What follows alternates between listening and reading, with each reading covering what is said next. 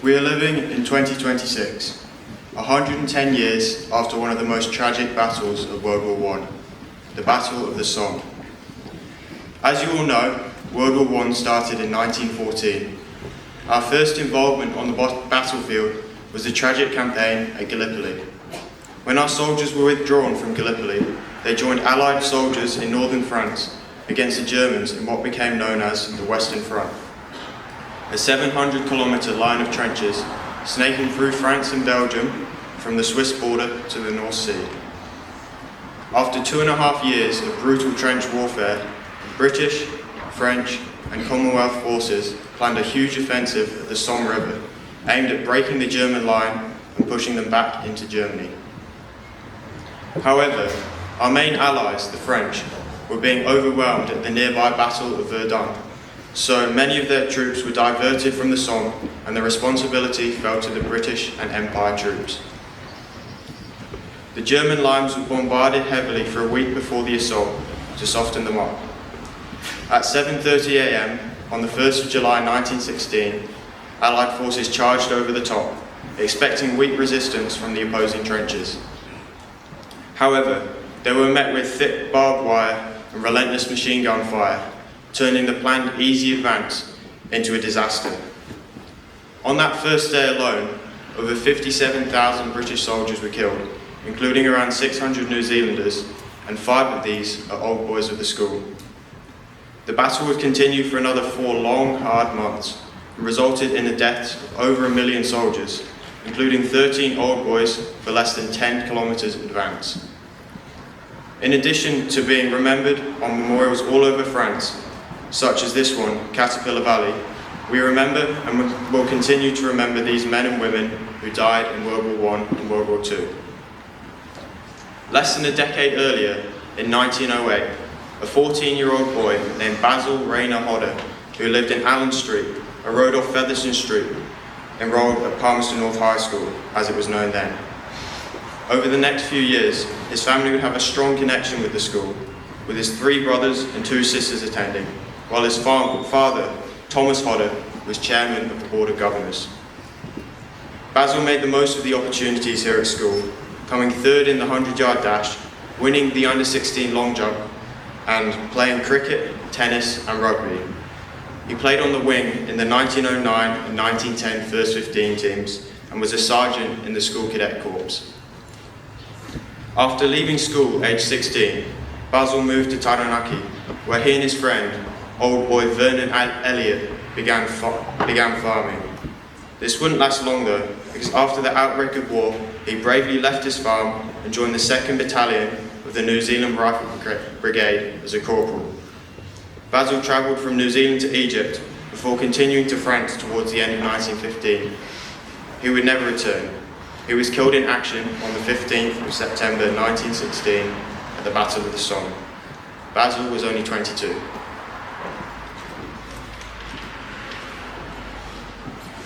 Guy Hargreaves Vaughan was born on the 26th of May 1895 in Greytown, and upon moving to Palmerston North lived at 93A Ferguson Street.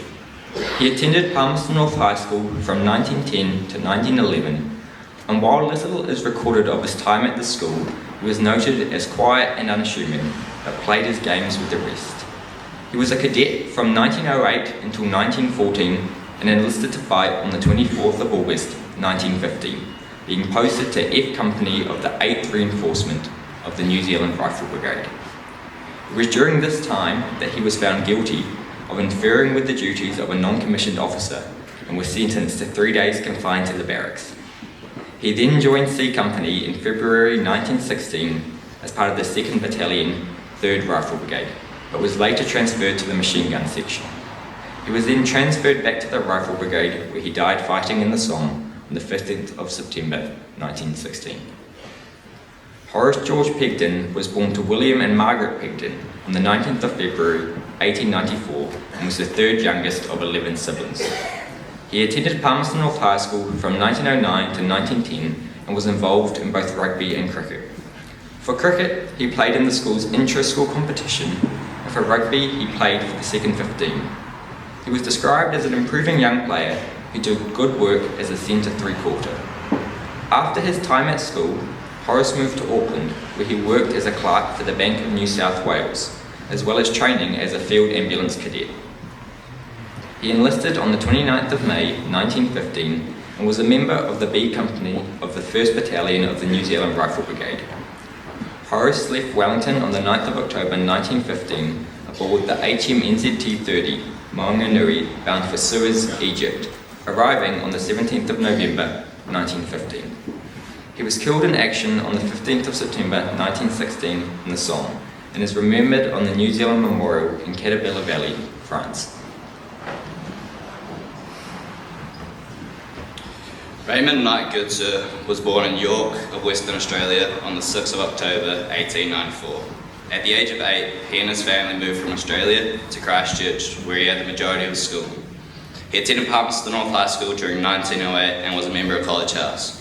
Goodsir was involved in many areas of life once he left school, like being a member of the varsity first grade rugby team. He was also halfway through his final year of an arts degree at Canterbury when he enlisted.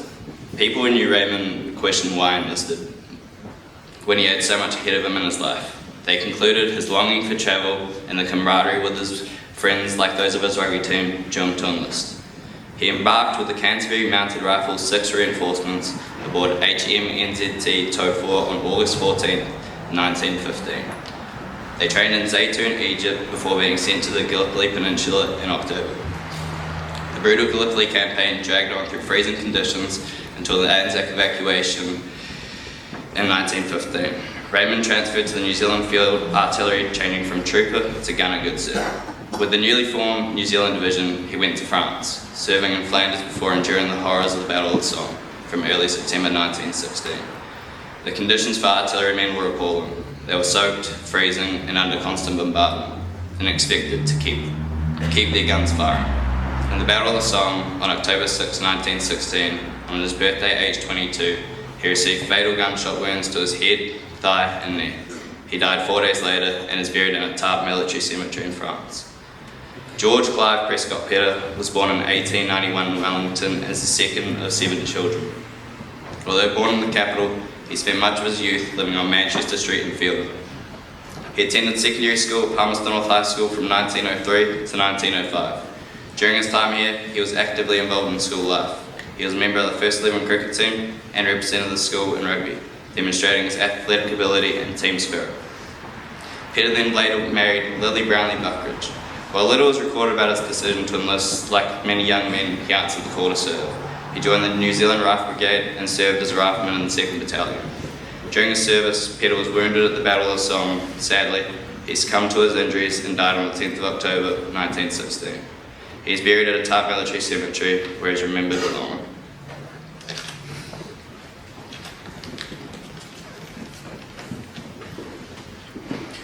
Reginald Leonard Adams. Very little is known about Reginald's life as a student. He attended Palmerston North High School from 1907 to 1909, but much of his history has been lost to time. Reginald Adams enlisted in the New Zealand Army on the 21st of December 1914. Like many young men of his time, he left behind the familiarity of home and sailed from Wellington to Egypt as a private in the Wellington Infantry Battalion in February 1915. There, he underwent extensive military training.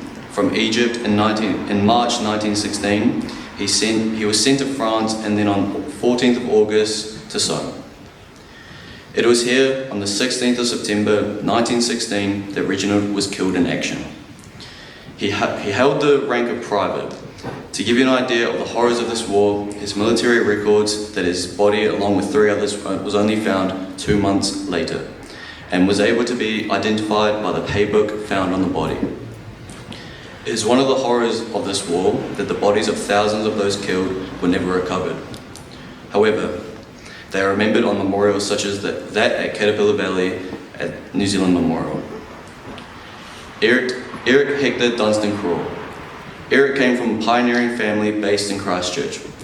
He was born on the 11th of September 1892, the eldest son in a family of 5 children. In 1900, his family moved to Linton in the Manawatu, where his father operated a flax mill. Eric attended Palmerston North Boys High School from 1906 to 1907. Records describe him as quiet and modest, yet a capable athlete. He held the high jump school record at 4 feet 11 inches. He was also a member of the school shooting team. His performance, particularly during a match against Napier, were remembered for his skill and determination. In 1911, Eric began his compulsory military training in Christchurch. Then, as war broke out, he entered military camp on the 13th of August 1914. He was posted as Trooper Crawl in the 6th Squadron of the Wellington Mounted Rifles. Just 2 months later, on the 16th of October 1914, Eric sailed to Egypt with the main body of the New Zealand Expeditionary Force.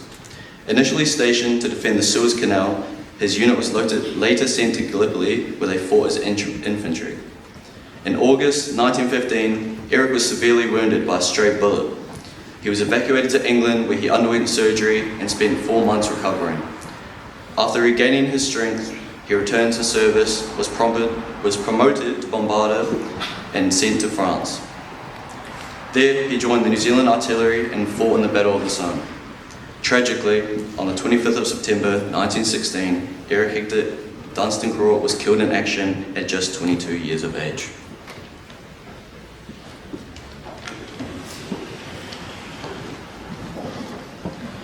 John Donald Ross Munro was born in 1893.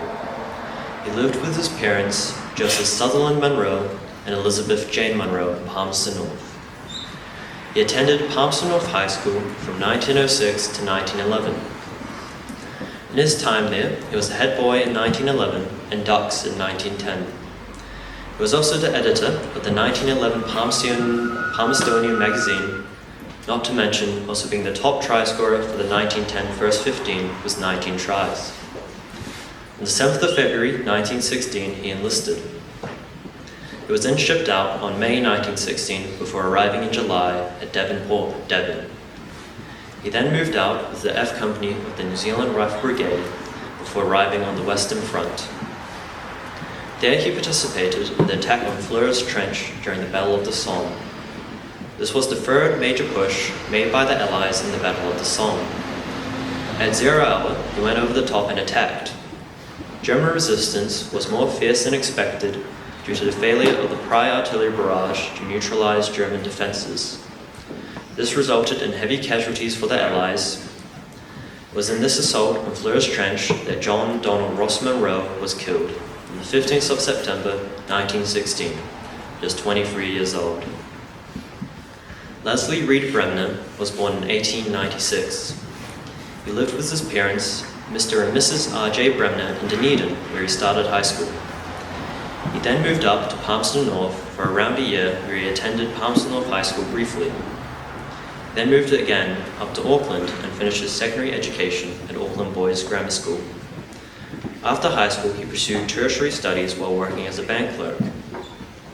He then enlisted and arrived in France with the New Zealand Rifle Brigade. In France, he too was involved in the Battle of the Somme and the taking of Fleur's Trench.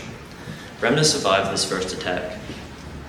Allied command ordered another push to try to take part in the next trench line, but the rain had made the battlefield into a quagmire, making miserable conditions for the attack. Unfortunately, German reserves had already plugged the gaps made by the previous attack, leading to a failure. It was in this second push, Bremner was reported missing in action and later killed in action, only 20 years old. These 9 young men, students, who wore the same uniform as you do, never returned from the terrible and dreadful Battle of the Somme. We will remember them.